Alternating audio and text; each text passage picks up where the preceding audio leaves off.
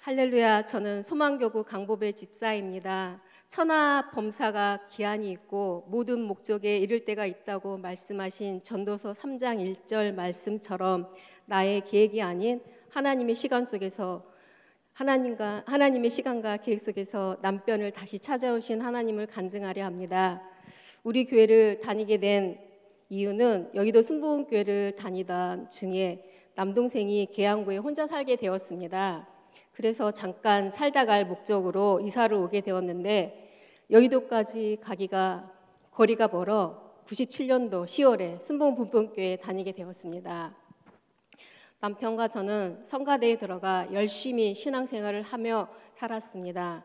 그렇게 우리는 내가 그리스도와 함께 십자가에 못 박혔나니 그런즉 이제는 내가 사는 것이 아니요 오직 내 안에 그리스도께서 사시는 것이라. 이제 내가 육체 가운데 사는 것은 나를 사랑하사 나를 위하여 자기 자신을 버리신 하나님의 이름을 믿는 믿음 안에서 사는 것이라고 갈라디아서 2장 20절의 말씀처럼 하나님이 주시는 참 기쁨과 참 소망, 정말 세상에 줄 수 없는 참 기쁨을 누리며 행복한 날로 살고 있었습니다. 그러던 중 남편이 21년도에 갑자기 다니던 직장을 그만두고 예등 일을 하겠다고 하였습니다.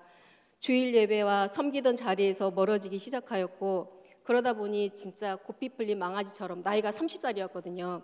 그래가지고 마치 진짜 사춘기 아이처럼 세상 속으로 나가게 되었습니다. 남편의 길고 긴 방황으로 새 아이의 양육과 집안의 생계까지 제가 다 책임져야 되었습니다. 나의 30대, 40대는 끝이 보이지 않는 안개와 같은 고난의 연속이었습니다. 내가 무너지면 우리 자녀들은 고아처럼 버려질 수밖에 없었기에 저는 우리 인생을 만드시고 부르신 하나님, 그분이 나의 살 소망이 되어주실 것을 믿고 매일 눈물의 기도를 하게 되었습니다. 그리고 기도할 때마다 남편을 영적으로 다시 살려달라는 눈물의 기도만 나왔습니다. 그러나 저의 육신은 지쳐가고 너무 힘이 들어 정말 살 소망까지 끊어질 것 같았습니다. 그러던 중 시어머님이 돌아가시게 되었습니다. 남편이 먼저 우리 엄마 돌아가셨으니까 교회에 알려달라고 하는 거예요.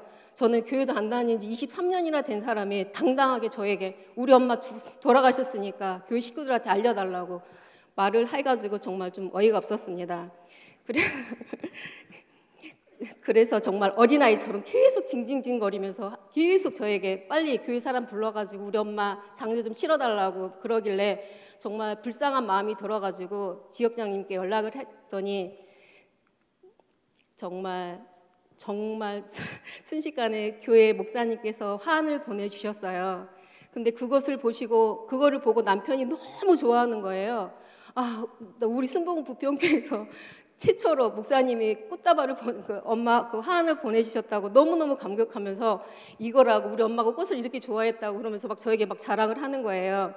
그랬는데 저는 이제 교회는 다녔지만 봉사도 하지 않고 교구에서 행하는 일이 별로 없었잖아요. 그래서 염치가 너무 없었습니다. 그런데도 당당히 요구하는 그 남편을 보며 불쌍한 마음이 들어서 교회에 있더니 목사님과 전도사님, 교구 성도님들이 오셔서 입간 예배를 같이 들어주셨습니다.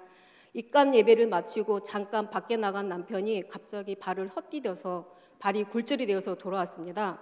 발에 기부스를 하고 있는 남편을 보면서 하나님은 남편을 향해 어떤 계획을 가지고 계실까 하는 생각이 들었습니다.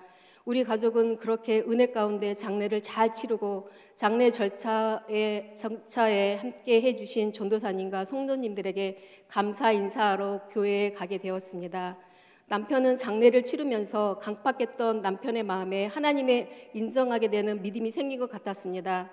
처음에는 골절된 다리를 하고 교회를 절대 안 가겠다고 했던 남편이 8개월이 지난 지금까지 교회에 나오게 되는 역사가 이루어졌습니다.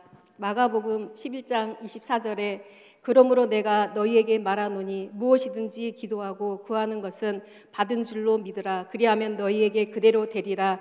그런데 일단 교회에 나왔지만 남성 예배에 참석하는 것까지는 원하지 않았습니다. 자기는 주일만 다닐 거라고 하였습니다. 그래서 저도 그래 주일만 다녀도 감사하지라고 생각하였습니다. 그래서 다른 말은 안 하고 겟세마네 기도에 다니면서 저는 남편이 남성 예배도 섬길 수 있게 해달라고 기도하였습니다.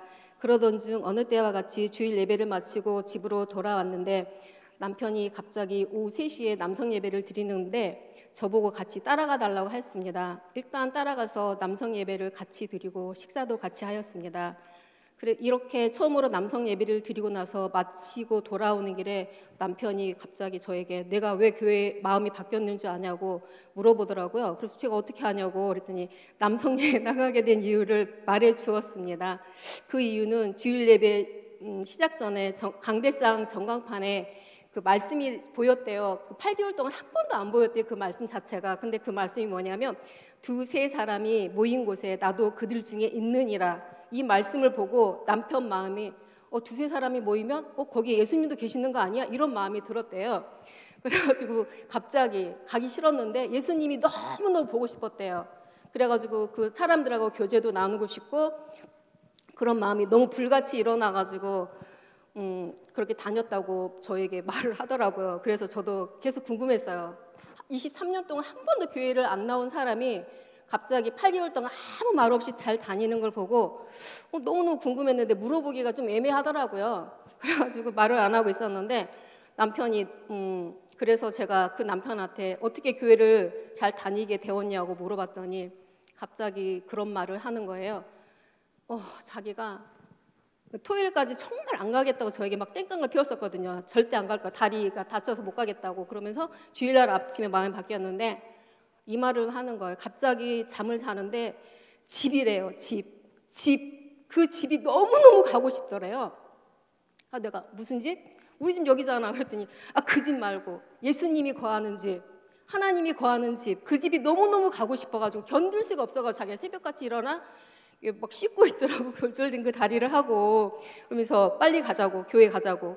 가지고 그 뒤로부터 내가 어떻게 집에 갈 생각을 했냐 그랬더니 저도 계속 기도를 했잖아요. 그 남편이 정말 저도 새해 그 예물 드릴 때마다 제일 먼저 했던 기도가 남편이 하나님 앞에 바로 서가지고 정말 가정을 사랑하고 아내를 사랑하고 자녀를 사랑해달라고 정말 그 기도를 거의 23년 동안 드렸던 것 같아요. 계속 그 기도만.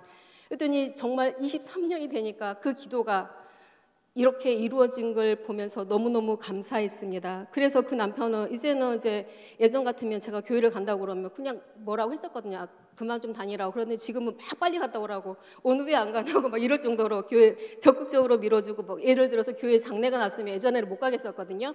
근데 지금은 빨리 가라고. 빨리 가서 구원하라고, 영혼 구원하라고 이럴 정도로 변화가 되었습니다. 그래서 너무 기쁘고 모든 고난과 눈물을 한순간에 닦아주시는 우리 주님이 정녕 살아계신 주님인 걸 다시 한번 고백드립니다. 눈물의 기도는 하나도 땅에 떨어지지 않고 열매를 맺어 돌아오게 해주신 주님께 모든 영광을 돌려드립니다. 마지막으로 하나님 아버지의 따뜻한 마음과 사랑으로 바라봐 주신 모든 분들께 감사를 드리고 제가 이 교회를 다닌 지 29년째 접어들었거든요. 근데 우리 교회 안에서 내 안에 있는 물음은 늘 하나가 있었어요. 난 도대체 여기에 왜 이러고 있는지 나 혼자만 물음으로 자리를 잡고 있는 그 슬픔이 있었거든요. 근데 어느 지역자님께서 한마디 강보배 너 왜 이러고 있니 아직도? 이런 말을 하시는 거예요. 그래서 그 한마디가 그분은 별 생각 없이 하셨을지 모르지만 그 말씀이 저에게는 하나님 말씀처럼 들렸어요. 제가 늘 마음에 그게 품고 있었거든요. 내가 여기서 뭐 하고 있는 건지를 몰랐기 때문에.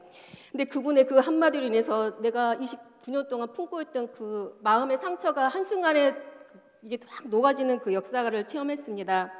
그래서 정말 아무 관심도 없고 아무도 내게 묻지 않는 그 물음으로 날 기억해 주는 것이 정말 하나님이 지금까지 나를 기억해 주셨던 그 물음으로 들렸거든요. 그래서 정말 우리는 혼자가 아니라 주님의 사랑과 관심 그리고 주변의 지체들을 통해서 다시금 세워지는 것 같습니다.